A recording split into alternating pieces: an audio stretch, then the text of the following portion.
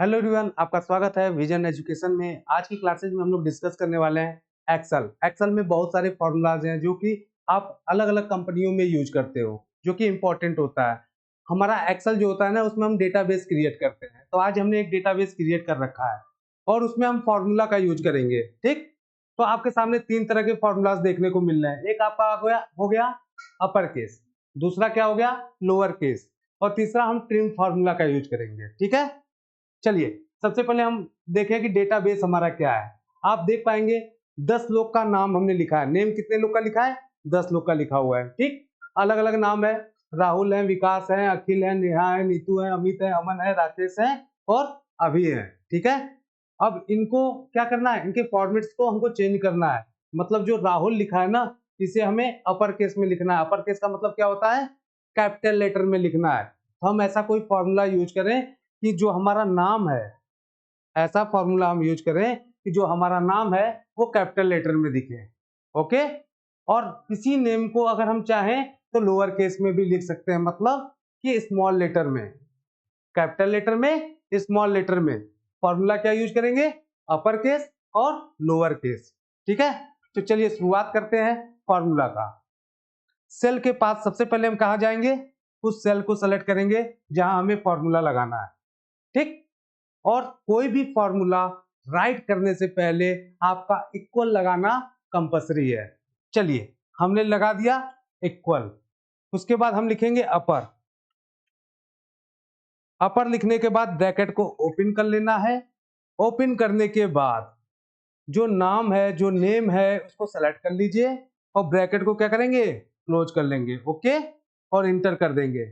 देख पाएंगे जो नेम है हमारा वो चेंज हो चुका है। मतलब आपका जो ये नेम है वो कैपिटल लेटर में आ चुका है। ठीक, चलिए इसी को अगर हम लोअर केस में लिखना चाहे तो लिख सकते हैं, एकदम लिख सकते हैं। लगाइए इक्वल लोअर, लिख लिए लोअर, ब्रैकेट को ओपन कर लीजिए।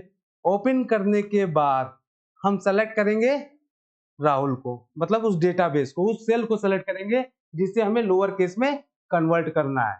ठीक, चलिए ब्रैकेट को कर दिए क्लोज, इंटर कर दिए। आप देखेंगे हमारे जितने भी कैरेक्टर हैं वो सारे कैसे हो गए? स्मॉल लेटर में हो गए। हो गया। चलिए सबसे इंपॉर्टेंट बात, हमारे एक्सेल में बहुत ज्यादा सुविधा होता है कि क्या एक बार फार्मूला लगाने के बाद हम चाहेंगे तो सब पे फार्मूला लगाने की जरूरत नहीं पड़ेगी। हम चाहेंगे तो इसे ड्रैग करेंगे, ऑटोमेटिक सारे फॉर्मूलाज यूज हो जाएंगे, मतलब कि प्ले हो जाएंगे, चालू हो जाएंगे। ठीक है, चलिए देखते हैं। जैसे राहुल लिखा है ना, अब इधर से हम ड्रैग करेंगे, सारा क्या होगा? सारे फॉर्मूलाज इस पे अप्लाई हो जाएंगे। अप्लाई होने के बाद सारे केसेस आपके क्या हो जाएंगे? अपर केस में हो जाएंगे। ठीक, तो इसको दो तरह से आप वर्क कर सकते हो। हम दोनों तरह से यूज करेंगे। इसमें एक डिफरेंट टाइप यूज करेंगे ड्रैग करने का तरीका, और इसमें भी डिफरेंट टाइप यूज करेंगे ड्रैग करने का तरीका। ध्यान दीजिएगा।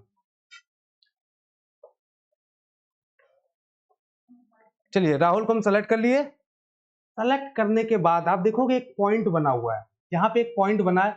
इसी पॉइंट को हमको सेलेक्ट करके ड्रैग करना है जहां तक हमारा डेटाबेस होगा, जहां तक हमारा डेटाबेस होगा। चलिए देखते हैं। जब हम इस पे सेलेक्ट करेंगे तो देखेंगे कि एक अलग तरह का आपका क्या बनेगा? कर्सर। और इसको सेलेक्ट करने के बाद हम वहां तक जाएंगे जहां तक हमारा डेटा है।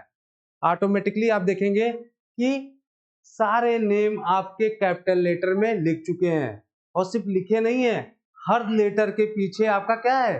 फॉर्मूला अप्लाई हो चुका है। देखना चाहते हैं? चलिए देख लीजिए। देखिए इसको जब डबल बार क्लिक करेंगे ना तो हम फॉर्मूला को देख पाएंगे। ठीक, और हमारा फॉर्मूला बार होता है जहां से हम फॉर्मूला को हमेशा देखते हैं। ये देखिए हमारा ये फॉर्मूला बार है। इसी के अंदर देखिए ये फॉर्मूला लगा हुआ है, किस पे? इस नेम के ऊपर, इस सेल में। समझ में आ गया? चलिए दूसरा तरीका, इसको आप सेलेक्ट करिए। कोई जरूरत नहीं है कि आपको इसी को पॉइंट आउट करके ड्रैग करने की। इसके लिए एक शॉर्ट की है। वो शॉर्ट की क्या है? कंट्रोल बटन दबाइए और उसके साथ डी दबाइए। कंट्रोल डी जब दबाएंगे ऑटोमेटिकली सारा फॉर्मूला अप्लाई हो जाएगा आपके नेम पे।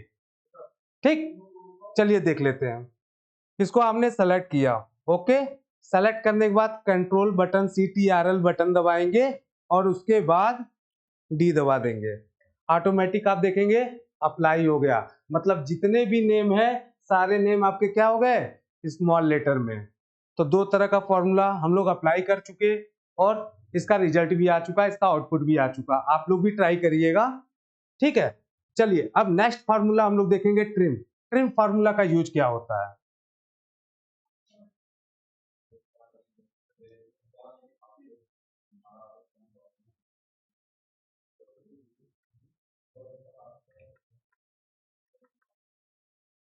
चलिए आ गया ट्रिम फार्मूला। ट्रिम फार्मूला में देखेंगे कुछ नेम लिखा हुआ है, जैसे विकास सिंह हो गए, अखिल यादव हो गए, नेहा हो गई, अमित हो गए, अमन सिंह हो गए, अखिल हो गए और आयुष हो गए, ठीक है। आयुष हो गए, इतने लोग का नाम लिखा है, लेकिन नाम जो सेल में लिखा हुआ है वो बिखरा हुआ है, वो अलग अलग लिखा है। कोई लेफ्ट में लिखा है, कहीं मिडिल में लिखा है, कहीं राइट में लिखा है। अगर हम अपने सेल में कोई भी नाम लिखते हैं तो एक सीरीज में लिखते हैं। शुरुआत हमारी लेफ्ट साइड से होती है, जैसे ट्रिम लिखा है ना लेफ्ट साइड में, नेम लिखा है लेफ्ट साइड में, तो इसको भी लेफ्ट साइड में होना चाहिए। तो हमें इसे लेफ्ट साइड में अगर एडजस्ट करना होगा तो क्या करना पड़ेगा, हमको एक एक करके स्पेस को कम करना पड़ेगा, इससे हमारा टाइम ज्यादा कंज्यूम होगा। तो टाइम को बचाना है ना, तो टाइम को बचाना है तो फॉर्मूला लगाना है, ठीक है। तो फॉर्मूला कैसे लगेगा देखिए, आप ट्रिम के नीचे आइए, इक्वल लगाइए, लगा लिए, ओके। लिखेंगे ट्रिम TRIM, ट्रिम लिखने के बाद ब्रैकेट को करेंगे ओपन, और ओपन करने के बाद हम डेटा को करेंगे सेलेक्ट, कर लिए, ओके। और ब्रैकेट को क्लोज करना पड़ेगा ना, अगर ब्रैकेट को ओपन किए हैं तो क्लोज भी करेंगे और इंटर कर देंगे, ठीक है। इंटर करने के बाद आप देखोगे जो नेम लिखा हुआ है इसमें कुछ एक्स्ट्रा स्पेस है, लेकिन इसमें उतना ही स्पेस है जितनी रिक्वायरमेंट है ना। चलो चलो इतना हम देख लिए। अब इसको हम ड्रैग करेंगे, ड्रैग हम यहां से भी कर सकते हैं, कंट्रोल D से भी कर सकते हैं। चलिए हम पॉइंट से ड्रैग करते हैं।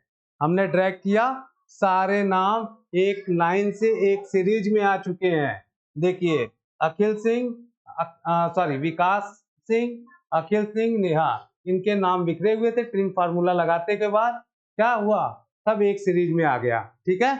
आगे फिर मिलेंगे एक नए फॉर्मूला के साथ जिसका यूज हम हर डेटाबेस में हर टाइम करते हैं, ठीक है।